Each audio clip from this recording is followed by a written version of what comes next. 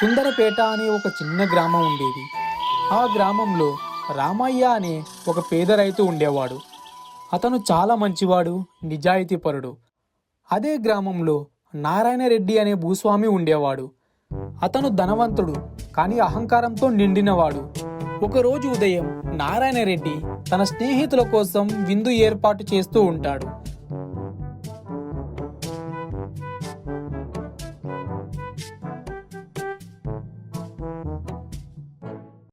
అదే సమయంలో అక్కడికి రామయ్య వచ్చి ఇలా అంటాడు. రామయ్య: అయ్యా నారాయణ రెడ్డి గారు, నమస్కారం. నారాయణ రెడ్డి: ఓహో రామయ్య, నువ్వేనా? ఏంటి ఇలా వచ్చావు, పనేంటి అని అంటాడు. రామయ్య: అయ్యా, ఈ సంవత్సరం వర్షాలు సరిగ్గా పడలేదు, పంట నాశనమైపోయింది. అప్పు తీర్చడానికి కొద్దిగా సమయం ఇవ్వమని అడుగుదామని వచ్చానయ్యా అని అంటాడు. అదంతా విన్న నారాయణ రెడ్డి ఇలా అంటాడు. ఏంటి సమయమా? నేను బ్యాంకుని కాదు నీకు సమయం ఇవ్వడానికి రామయ్య. ఇవాళ మా ఇంట్లో పెద్ద విందు, చికెన్ బిర్యానీ, మటన్ కూరలు, స్వీట్లు అన్నీ ఉన్నాయి. ఇలాంటి రోజున ఇలాంటి మాటలేంటి? ఆ మాటలు విన్న రామయ్య ఇలా అంటాడు. అయ్యా, ఆకలితో ఉన్నవాడికి బిర్యానీ వాసన కూడా బాధే అయ్యా. నారాయణ రెడ్డి: అలానా? అయితే రా, పేదోడికి కూడా బిర్యానీ రుచి తెలియాలి కదా. ఈరోజు మా విందుకి నిన్ను పిలుస్తున్నాను. రామయ్య: అవునా అయ్యా, నిజంగానా?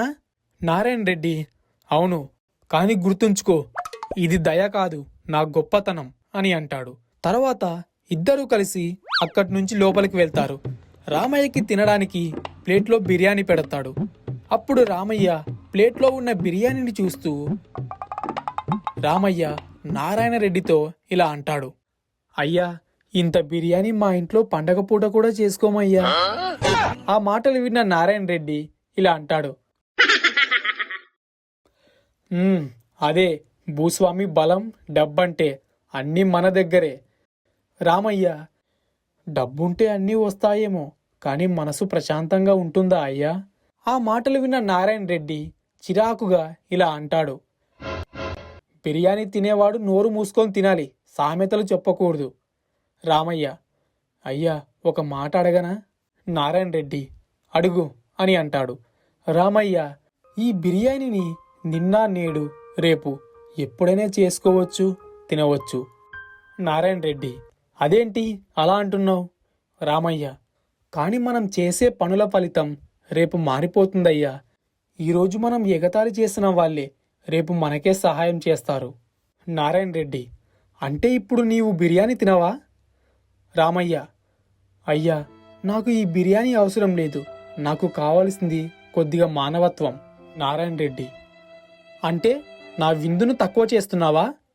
రామయ్య: లేదయ్యా, ఈ విందు ఒక్కరోజుకే, కానీ మీరు రైతులకు ఇచ్చే బాధ జీవితాంతం ఉంటుంది. రామయ్య అన్న మాటల గురించి ఆలోచిస్తూ నారాయణ రెడ్డి ఇలా అనుకుంటాడు. ఇంత పెద్ద విందు చేసినా నాకు సంతృప్తి లేదు. అప్పుడు రామయ్య: అదే అయ్యా, ఆకలితో ఉన్నవాడికి అన్నం తినడంలో సంతోషం ఉంటుంది, అహంకారంతో తినేవాడికి కాదు. అప్పుడు నారాయణ రెడ్డి ఇలా అంటాడు. ఈరోజు నువ్వు నాకు నిజమైన విందిచ్చావు రామయ్య. రామయ్య: ఏంటయ్యా అది? నారాయణ రెడ్డి: ఆలోచన విందు. అప్పుడు రామయ్య: అదే నిజమైన బిర్యానీ అయ్యా, మనసు తృప్తిపడే బిర్యానీ. నీతి: డబ్బుతో విందులు పెట్టవచ్చు, కానీ మానవత్వంతోనే మనసులు గెలవవచ్చు. బిర్యానీ కడుపు నింపుతుంది, మానవత్వం జీవితాన్ని నింపుతుంది.